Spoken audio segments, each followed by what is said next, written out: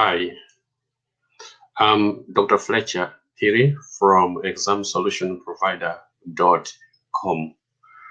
I'm continuing with these tutorials aimed at helping those student nurses who require numeracy calculation skills. This is test 2.8. Which means chapter 2 of this book. All the questions are from this book, which is a numeracy and clinical calculations for nurses by Neil Davison. Okay. The aim of these tutorials are more to help those students who are going into nursing and those who are actually going to access courses, probably whose interviews involves some numeracy skills. Also, it is trying to help remove the fear that mature students have, as many of, or majority of these students who enter into nursing as mature people, one of the things they fear is actually maths, because in most cases, maths, they are seen as numbers, not as language for communication. Also, they'll be able to appreciate why they need to learn maths, particularly to help reduce medication errors. Medication are extremely important because they help us to get better when we are not feeling well, but also equally they are very dangerous if we do not actually take them correctly. One of the major problems is error in calculating the doses that actually patients need. What we need to know is that the doctors prescribe medications, as these are in milligrams or can be solution volumes, but the nurses, they need to figure out, they need to calculate the actual dose that is going to be given to a patient. Now, if they give too little, then medication is not going to work. Therefore, patient will take longer to get better. So that's not helpful because it's just a waste of medicine, but also it does actually have impact, negative impact on the patients and their family because they stay in the hospital longer where they are not working. So that's not helpful.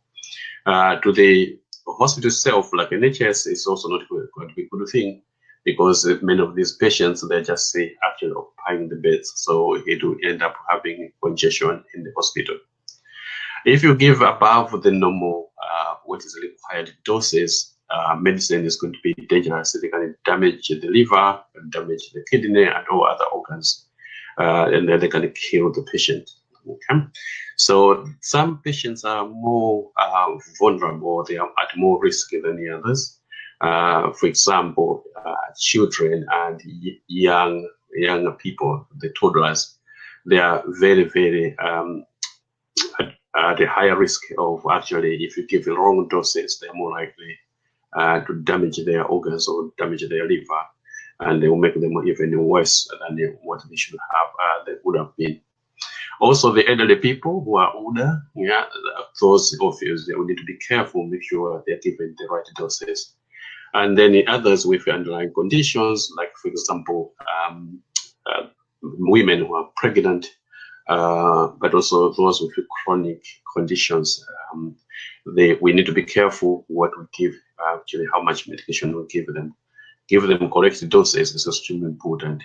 Okay, and also it helps to reduce what is called medication error. Medication errors, one of the causes is actually giving patients a wrong dose, which means you have calculated wrongly, then that's not going to be helpful to the patient. So it will lead to poor patient experience, so which is not good for nurses.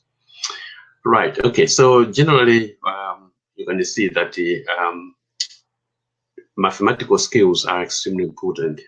In terms of clinical calculations, we're talking about the intake of fluids. You may have to actually calculate the volume of how much fluid the patients need for 24 hours. And also you may have to record how much the patient is actually losing, which is output. So we need to look at input, output, And also some of the things like, for example, how to calculate the BMI to help the doctors. We also tend to take temperatures. So recording temperatures accurately requires some way of calculating, make sure that you give the right temperature. Otherwise, if you don't, then doctors may end up making decisions on wrong information. So that's not helpful. There are a lot of other things, blood pressure. So calculated blood pressure recording is extremely important. So you can see that obviously why they insist that nurses, they need to have numeracy and clinical calculation skills. Very, very important. Okay. If you have any problem, then let me know. You can actually go to examsolutionprovider.com. You'll be able to find me and my contact details. You can come back. I provide this tutorial support to students who are actually doing studying for nursing, access to nursing, as well as other subjects. So if you go on my website, you'll be able to find the information and you're going to get hold of me. Right. Okay.